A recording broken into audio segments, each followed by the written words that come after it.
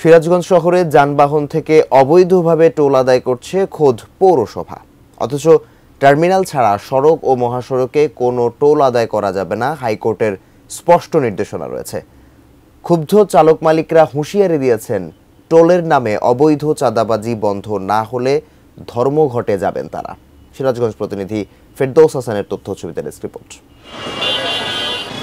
১৫৫ বছরের পুরনো ঐতিহ্যবাহী সিরাজগঞ্জ পৌরসভা। প্রথম শ্রেণীর পৌরসভাটিতে রাস্তা না বাড়লেও যাত্রীবাহী বাস, অটোরিকশা ও ইজিবাইক সহ সব ধরনের যানবাহন বেড়েছে বহুগুণ। যানজটে নগরবাসীর দুর্ভোগ নিয়ে সংবাদও প্রচারিত হয়েছে এটিএন নিউজে। তাঁত ও দুগ্ধশিল্প সমৃদ্ধ জনবহুল শহরটিতে নেই কোনো ট্রাক টার্মিনাল ও অটোরিকশা স্ট্যান্ড। অথচ টার্মিনালের নামে প্রতিটি যানবাহন থামিয়ে নিয়মিত আদায় করা হচ্ছে টোল।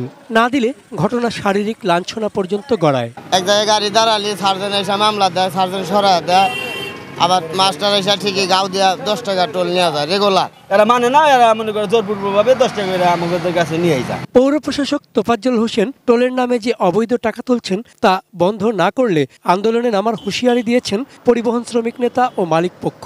কুচক্রি মহল এই টাকাগুলো তুলছে, এই জন্য আমরা আমার কমিটি বসে আমরা যেহেতু আমরা 2 মাস 2.5 মাস হয়ে গেলে আমরা আসছি, আমরা বসে একটা সিদ্ধান্ত নেব। টোলের নামে চাঁদাবাজি, অথচ রীতিমতো টাকার পরিমাণ লিখে ব্যানারে টাঙিয়ে দিয়েছে পৌরসভা। একই চিত্র জেলার 6টি পৌরসভাতেই। স্বাস্থ্যকর অল টাইম ফ্যামিলি কেক, সব সময় অল টাইম হেলদি লাইফ। আমরা পৌরসভার ভিতর থেকে ওই পৌর টোল উঠাই আর কি, প্রতিদিন 50 টাকা। আমরা প্রতিদিন সিএনজি থেকে 10 টাকা করে পৌরসভার টোল তুলি দিনে একবার। অথচ হাইকোর্টের স্পষ্ট নির্দেশনা রয়েছে, টার্মিনাল ছাড়া টোল আদায় অথবা সড়ক বা মহাসড়ক থেকে টোল নেওয়া যাবে না।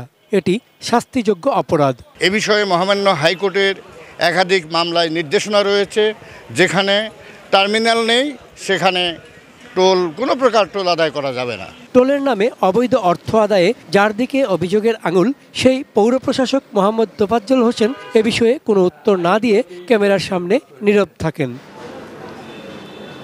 চন্দন পাল, ডেস্ক রিপোর্ট, এটিএন নিউজ।